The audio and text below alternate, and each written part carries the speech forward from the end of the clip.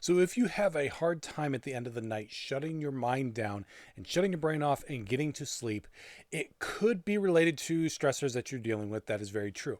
But it could also be a problem with your routine at the end of the night or lack thereof that is contributing to you not being able to actually quiet the mind and drift off to sleep the way that you're wanting to and the way that you're hoping to, the way that you're needing to. I mean, let's be honest, as parents, we're constantly, running on fumes. And so when you have those precious moments to be able to get some sleep, you need to actually be able to do so.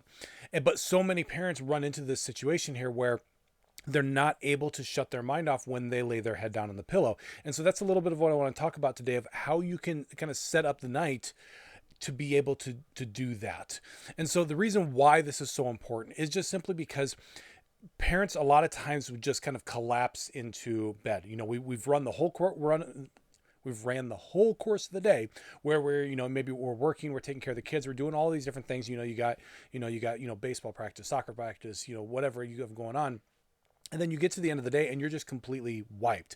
Now let's disregard any time that maybe you get to spend with your spouse, which is precious in and of itself. But you get to the end of the day and it's 10, 11 o'clock and you are completely wiped. And so you just kind of crash. The problem that we have with this is it is essentially teaching our mind to stay in this busy, hyperactive state. And it just basically kind of running ourselves to exhaustion. We don't want to do this. This is not good for us for a variety of reasons, going beyond just getting good quality sleep. Just from a general health standpoint and way of looking at things, it's not good to be constantly running ourselves into the ground all the time. And so we want to make sure that we are properly winding down at the end of the day so that we can actually get some good quality sleep. So what do we do then? And my recommendation for people when I'm working with somebody to kind of establish some kind of a decent kind of a wind down at the end of the night or a routine at the end of the night is we have to first be realistic. Now, you may get online and you find all kinds of things that are talking about, what you should be doing, a couple hours before bed, all of that kind of stuff, and have like this whole list of things that you should be contributing and doing and, getting away from being active and all this kind of stuff. When the reality of it is, let's be real, as parents, that's not an option. A lot of us are relatively busy up to the point of us going to bed, and maybe we have a little bit of time, and that's what we're going to capitalize on here. Maybe we have a little bit of time in which we can kind of set aside for ourselves to start to kind of relax a little bit. But a lot of times we don't have multiple hours where we can do this. With that being said, there are little things that we can do as the night progresses and as we get closer to our bedtime that we can make a little bit of a difference. And so that's what we're going to touch on a little bit here. So I'm jumping into it, and what I'm kind of going over a little bit with you is I have, and I'll put it down in the description, so you can kind of get access to it. But I have a kind of a routine of sorts, kind of a do-it-yourself routine. I can't even think of what the actual phrase or wording is for it, but basically it's a PDF file that you can go to and download. It's a free PDF, but it's basically it'll help you walk through creating your own personal wind down routine and kind of getting a little bit of a structure for that. If you're interested, I say give it a try, but that's kind of what I'm pulling from right now, just to give you a little bit of an idea of kind of the route and kind of ways to go through this. But so basically what you want to do is you're going to start. Remember, we're busy up to the point of, late into the evening as parents. And so what you want to do is about an hour or two before your planned bedtime, because yes, you need to make sure you have a planned bedtime. That's rule number one when it comes to fixing your sleep problems, is have a bedtime, be consistent with it, have a wake time, be consistent with it. But an hour or two before your bedtime, you're going to want to start kind of doing some easy things that it can contribute to the environment more or less in a way. So that's going to be things like, dimming the lights, turn off all the bright lights in the house. You don't want to have all of that kind of going on, especially if it's getting later in the day and later in the evening. If we're talking about, your bedtime being 10, 11 o'clock, as it gets later in the evening, start shutting the lights off, get, dimmer lights if you can. Those are phenomenal. If you can get some dimmer lights. If you can't, just turn off all of the bright lights and have, maybe some soft white or yellow. I would personally err more towards like soft yellow lights and maybe lamps. And that's just personal preference for a lot of people. Myself, I think, the white, like the white light from the bulbs, I think those are just kind of harsh myself. And so I always err towards more yellow, and I think that it's just it's a softer light, which I think is very beneficial for this, because we want to start kind of telling the body that it's time to wind down.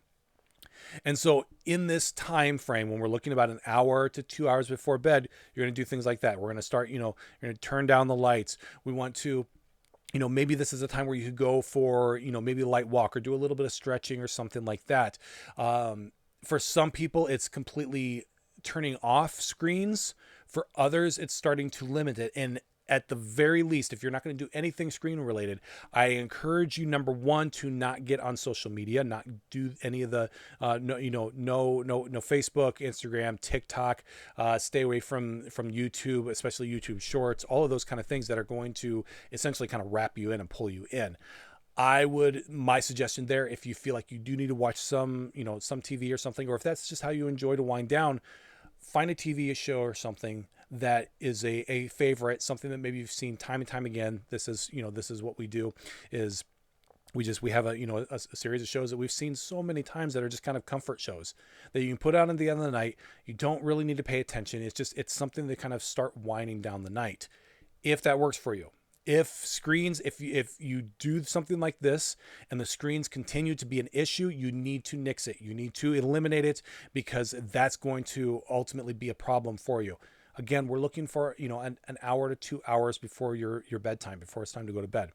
And so you want to do kind of some of those kind of things. And there again, there's some more things that you can kind of look at and everything, if you decide to kind of go the route of getting hit the microphone. If you decide to go the route of getting the guide here that I've got. So that's an hour to 2 hours, so we're dimming lights, some stretching, walking, get away from phones, all that kind of stuff.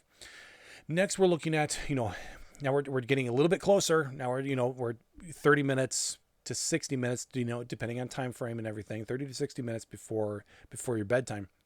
And then this is when you're going to kind of start the process of all of the for lack of a better term, the rituals before bed. So this is when you're going to, wash face, brush your teeth, maybe if you haven't already, take a warm shower or something like that. If you're an evening shower person, this is a time when you can do a little bit of reading maybe, or do some journaling or something that's low stimulating.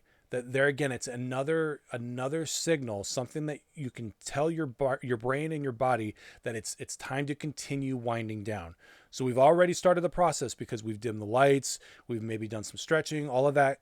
And now we're going into the next phase where now it's okay. Now I'm doing other activities that's going to signal my brain that we're starting to wind down even more. And so again, this is going to be like, changing into your pajamas, maybe taking a shower, brushing your teeth, washing your face, all of those kind of things that you're going to do. That's the next phase when you're looking at 30 to 60 minutes. Now we get into the last part, right before bed. We're looking at, the 10, 15 minute mark before actually climbing into bed and trying to go to sleep. Now, here is where we're going to, I recommend, we get to this point where we're shutting the lights off, we're dimming the lights even more, shutting off even more lights, we're making it, even darker and everything, sending those signals again. You can do some things like maybe a mindfulness exercises, maybe a little bit of meditation, some prayer, or doing, breathing exercises or things like that are just going to put you in a state of calm. That's the whole point of this last little bit before actually going to sleep. And maybe some of this actually is you actually in bed doing this. I'm 100% on board. Like if you're not going to be spending exorbitant amounts of time in bed awake, I'm all for doing some of these activities in bed while you're preparing to go to sleep. And so, laying in bed, doing kind of a progressive relaxation exercise, or doing, some box breathing, or just focusing on your breath or something like that, doing a meditation, listening to maybe some soft music, prayer, all of those kind of things.